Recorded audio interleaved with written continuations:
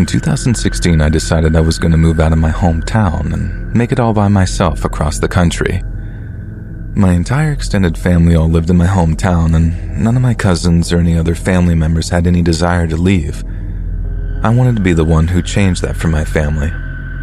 Of course, they were upset, being that my family is extremely close, but it was time to experience this world outside of my own backyard. I moved from a small town in Idaho to a somewhat small town in Maine. I was so excited to start my life in Maine. I was told that the town that I was moving to had a small summer tourist boom, but most of the time it was quiet and scenic, which is exactly what I wanted. I visited a few months before the move and met a lot of locals who all seemed so lovely. The community was so friendly, and it appeared as if though everyone there just watched each other's backs. The time finally came, and I moved with my fiancée Ricky.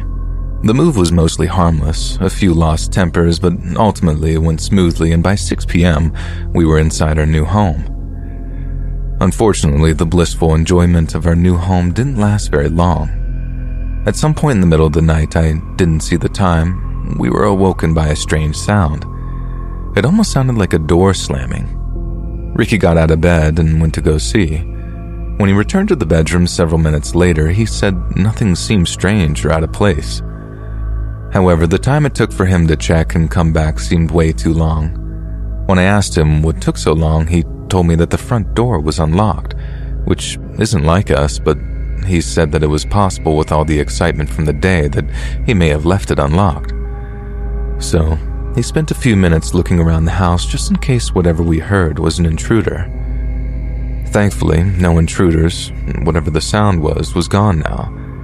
He proceeds to kiss me goodnight and told me not to worry about it, and we go to bed. That night was rough. I couldn't sleep at all. Call it women's intuition or call it whatever you want, but something deep down just didn't feel right.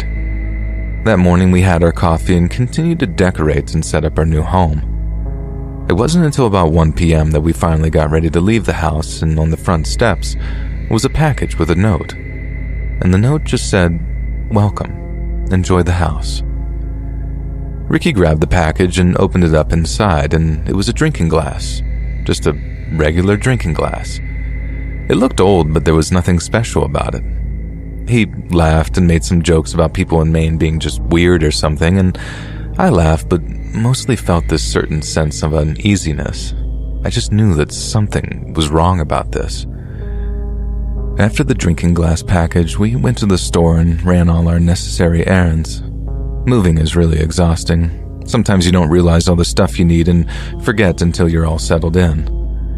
That night we had dinner, got the internet set up, and watched a movie together. I felt off and anxious the entire evening.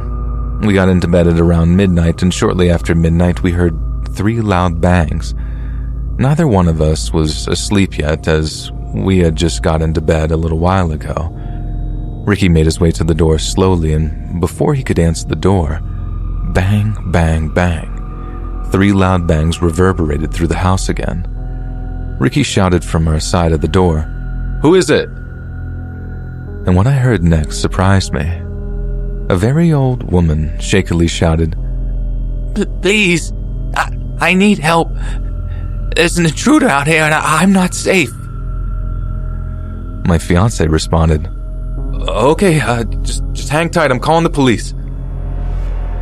The woman shrieked almost instantly, "No, please, let me in, they're coming." I stood in the doorway, clenching my sweater. Ricky turned to me, looking for my input, and I just couldn't speak. I just shrugged. If this woman truly was in danger, we were just leaving her for whatever may be out there. Ricky motioned for me to get into the closet that was right outside our bedroom and to call the police. I got into the closet right away and called the authorities.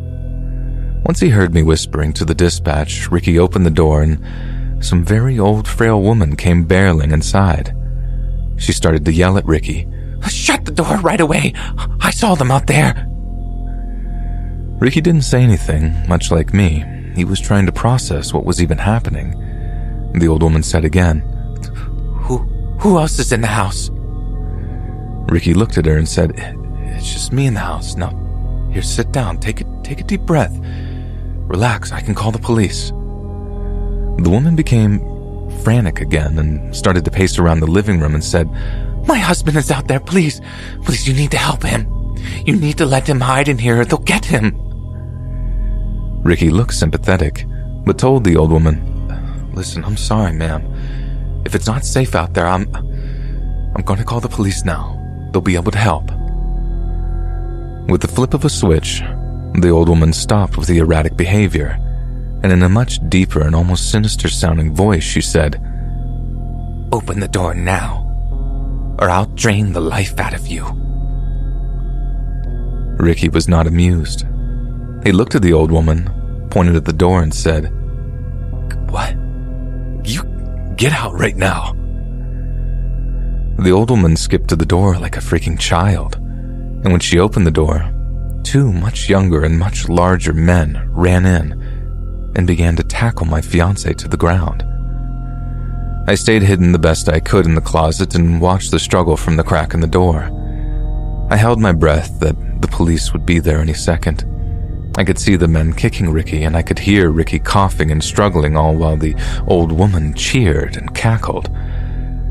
I don't know exactly how long it was. It was probably only moments, but the police lights could be seen through the windows. All three intruders ran out the back door, as if they knew exactly where the door was. On the way out the door, the old woman grabbed the package with the glass and she yelled, "Enjoy the house, Ricky!" The fact that somehow she knew his name made me cry, even more than I already was, and by the time the cops got inside, the intruders were out the door and gone. Ricky got to his knees and struggled to get to his feet after the beating he received. We gave the police all the information we could think of. The random package with a note, which the woman took, so we didn't even have that in our possession. We told them that the intruders seemed to know the layout of the house well, and we were able to give the cops a mostly accurate description of the intruders, as they weren't wearing masks at all. The fact that I could see their faces and eyes made them so much scarier. The two men looked sort of clean-cut, both young, and they were bigger and muscular looking, and both had a little bit of scruff, but the neat kind of scruff. One dirty blondish and the other had dark hair. The one with the darker hair was balding, and the other man had his hair pulled into a bun. The older woman was extremely frail and small looking, and she had this skin that looked as if though it were almost dripping off of her body. She had long, straight white hair, and from what I could see from my vantage point, no teeth, and I'm not sure about that last bit. The police were unable to catch these intruders, but that didn't matter to us. The next day we stayed in a hotel for a few nights and then moved back to Idaho. Being alone with no family during that ordeal nearly broke me, and then, more than ever, I needed my family. I still live in Idaho to this day, and I have no intentions of ever moving away after that nightmare. What's most frustrating is that I never did get my answers. I have no idea why we were targeted. I can see the events played out in my head as if it were yesterday, and it still makes me sick. The most frustrating and downright horrifying detail of the story is the details that my fiancé told me after we had already moved home to Idaho. Information he didn't tell the cops because he said it wouldn't have mattered anyway. That first night with the loud noise we had heard, Ricky said the door was unlocked. Well, that's true, but it was more than unlocked. The front door was wide open, and so was the back door. The door the intruders ran out of the second night. Whoever these monsters were, they were in my home the night before. I have not slept right since this ordeal, and I'm not sure that I'll ever sleep right again.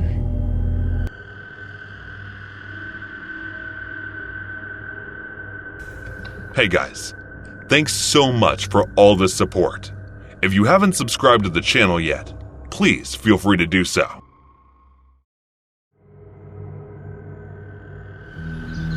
My name's Linda Brown, and I've recently moved to this town. Due to my mom's influence, I've come to love shopping at Target. And the good thing about this place is that the store is just a few blocks away from my apartment. At least that's what I thought before that incident.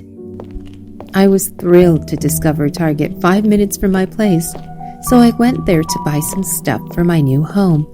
Shopping in my comfort is something I love, and that store had just that.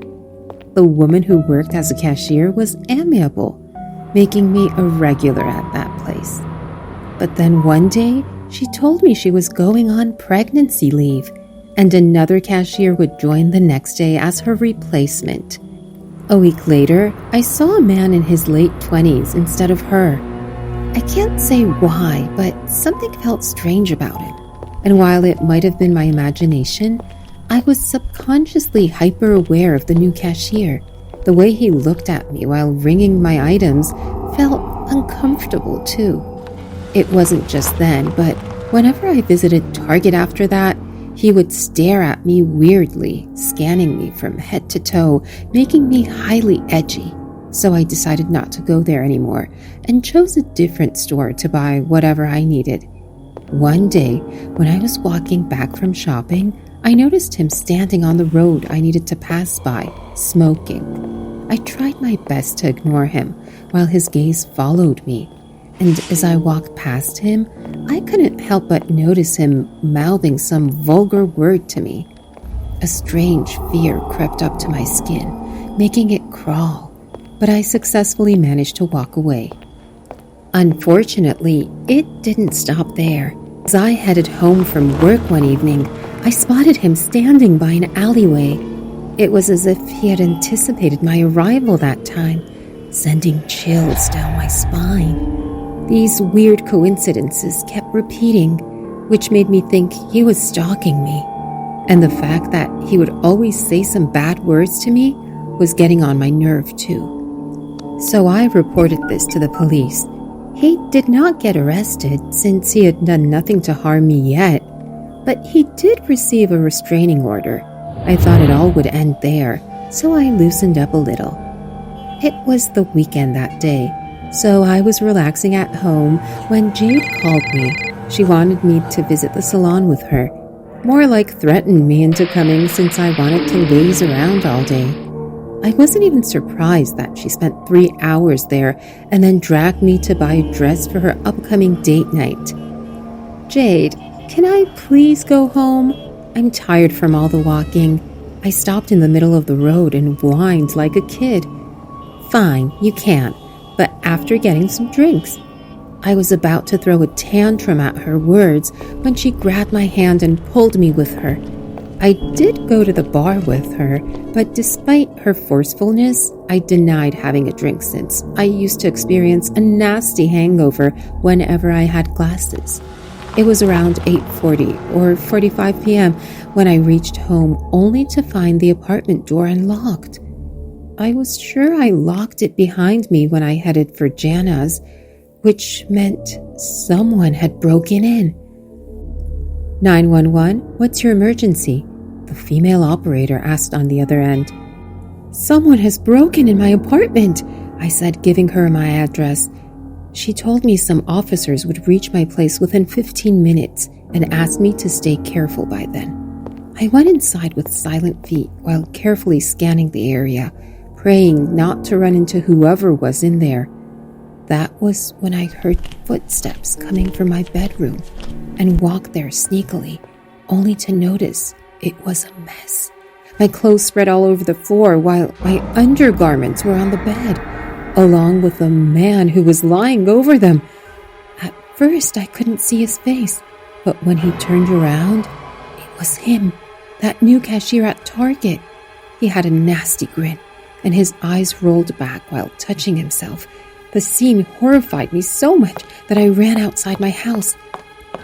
The thing he was doing was so nasty that it sent shivers down my marrow, and I started to feel nauseated. He probably heard me, for he ran after me and caught me, and before I could scream, he put a hand over my mouth, slapped across my face from the other, and started dragging me inside.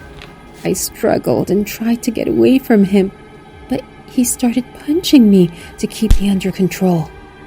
A kick came to my gut as I blocked the door with all my force, since my senses told me that if he managed to take me inside, he would do something horrible and irreversible to me.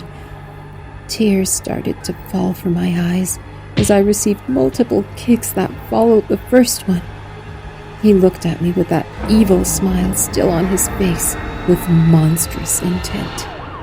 Thanks to my quick thinking, I had already called 911 because that was when the officers arrived and pulled him away from me. I coughed up blood as I fell down to the floor. One of the officers came to my aid and asked if I wanted them to drop me at a hospital on their way to the police station, but I refused. The man glared at me till the end, but I was relieved he was arrested. I should have just stayed at Jenna's, I thought, as I leaned against the wall. That night, I spent wailing and taking painkillers to subside the pain. I threw the clothes away that were on the floor the following day, as they only haunt me. Even though I got my injuries checked at the hospital the next day, and they disappeared within a week, something continued hurting me. Nothing happened after that, but the fear of him being there continued to lurk inside my mind. The creepiness, the smile, and that horrible scene had imprinted on my brain, reminding me each day that someone else could be as twisted as him, just waiting to strike. No matter how hard I try, I cannot make him disappear. He is there when I'm working and a male employee looks at me.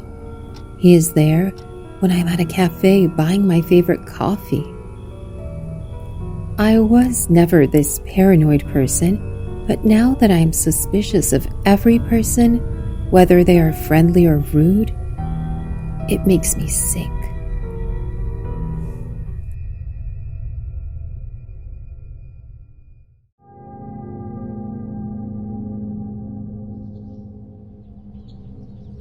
My mom is really good friends with one of the wealthiest people in our town. They have a daughter, my age. I don't have a crush on her or anything, but my mom has pushed me to ask her out before. Never did. Here's the weird thing about the situation, though. My mom and this friend, along with her daughter, all kind of act like their friend. Like a bunch of high school girls getting together to gossip. My mom works in a beauty salon, so I guess I understand why she likes to act that way, but it's still pretty weird nonetheless. There was one specific occasion when this woman and her daughter were going to visit New York City. They decided to invite my mom for some reason. I don't understand why. I guess they really were better friends than I had previously believed. But my mom decided to say yes. So it was just me and my dad at the house, but here was the thing.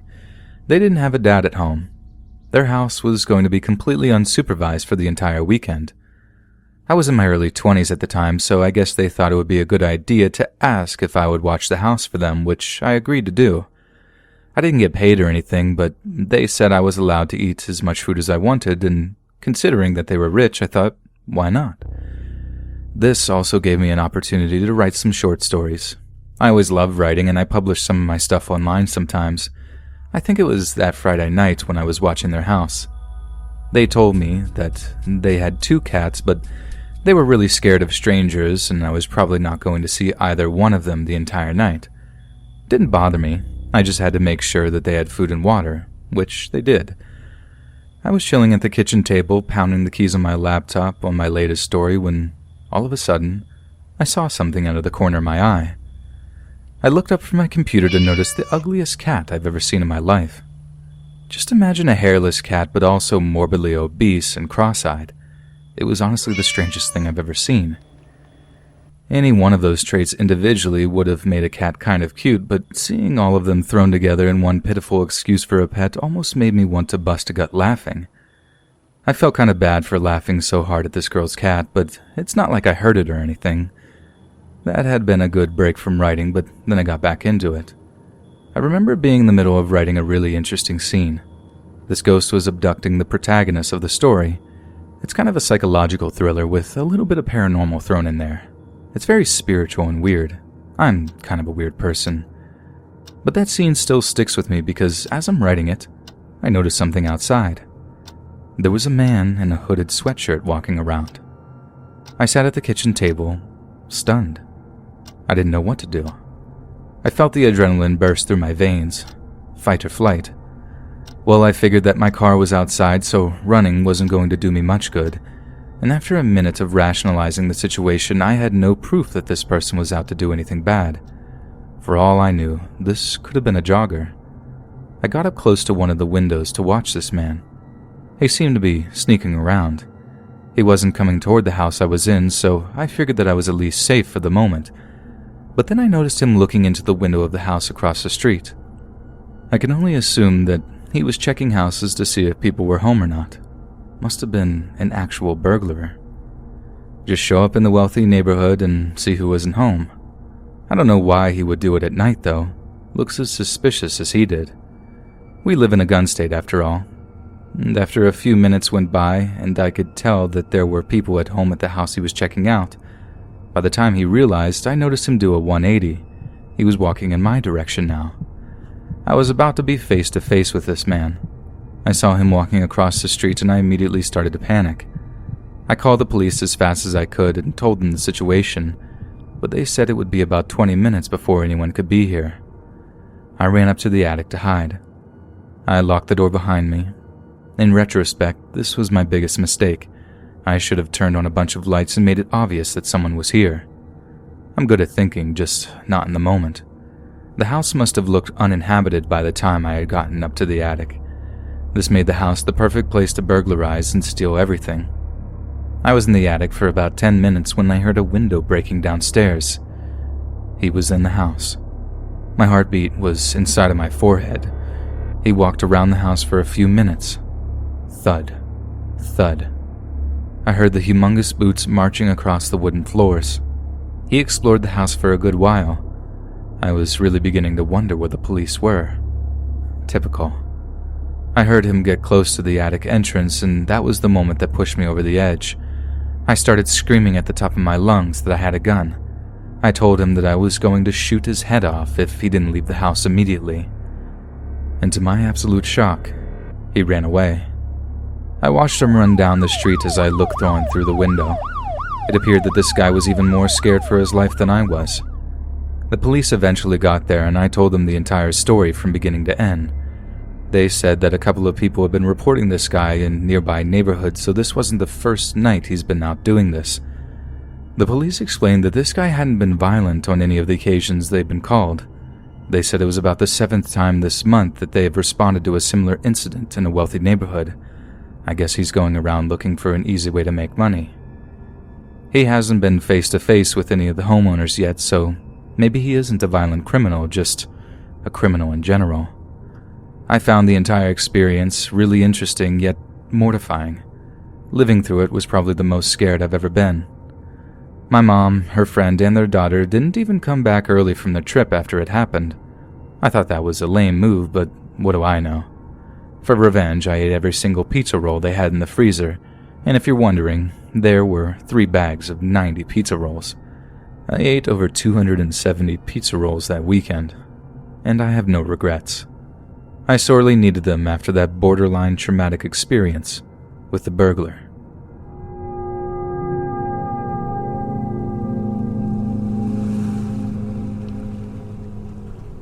In late June of 2014, a 28-year-old German man by the name of Lars Mittank took a vacation to the Bulgarian seaside resort of Golden Sands. Popular with tourists from all over Europe, Golden Sands is a major resort town on the northern Bulgarian Black Sea coast, adjacent to a national park of the same name in the municipality of Varna. Located just over 15 kilometers north of downtown Varna, it is virtually connected to the city by a continuous swath of resorts and villa communities. On the 6th of July, Lars and his group of friends found themselves in a disagreement with another group of young German men in a local bar. Lars and his companions were fans of the German football team Werder Bremen, while the opposing group were Bayern Munich supporters. There was a rather high-profile rivalry between the two football clubs, and the playful disagreement soon descended into a violent confrontation when one member of each group began pushing and shoving each other. The fight between the two of them quickly became a full-on bar brawl between the two groups.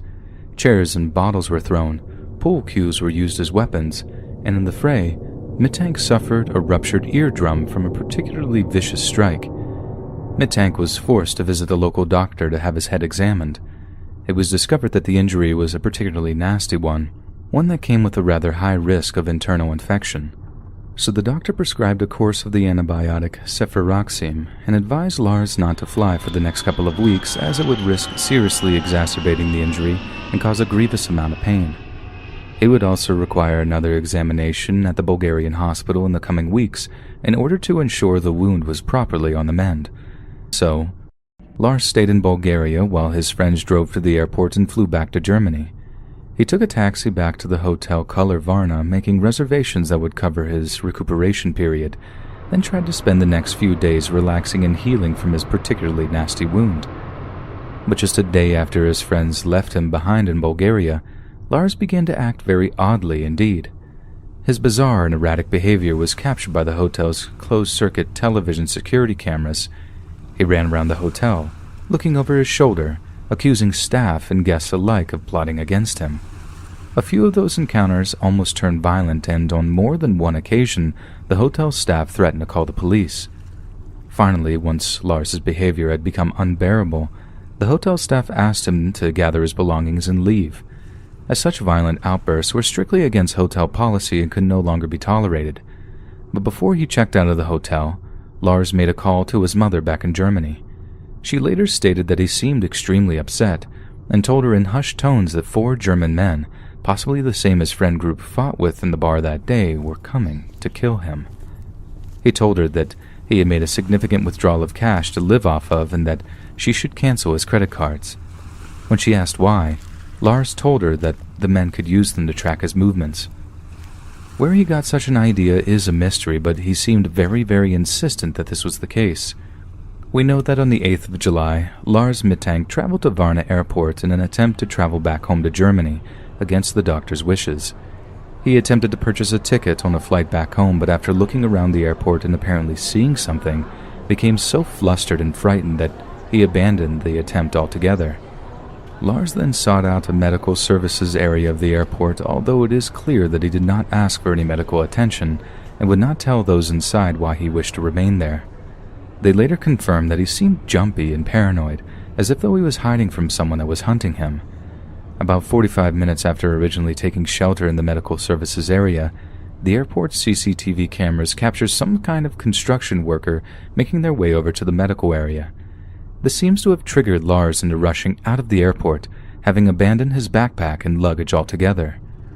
More CCTV footage shows Lars running across a 2-lane highway, dodging speeding vehicles as he does so before reaching a large fence. Lars scaled the fence with frightening strength and speed, then sprints full pelt across a meadow before disappearing into a field of sunflowers with a set of deep woods beyond them. Police investigated the incident thoroughly but found no evidence that Lars was being followed by anyone. They even contacted the group Lars's friends had fought with, but they all had alibis that confirmed that they were nowhere near the airport on the day of Lars' disappearance. Many theories about what happened are all over the internet. Some theories believe that he was being used as a drug mule. Some believe that he suffered a psychotic episode. Only 2 things are completely certain regarding this behavior and unexplainable incident. The first is that Lars did not suffer from any form of mental illness. The second is that Lars was never seen again, anywhere, or by anyone.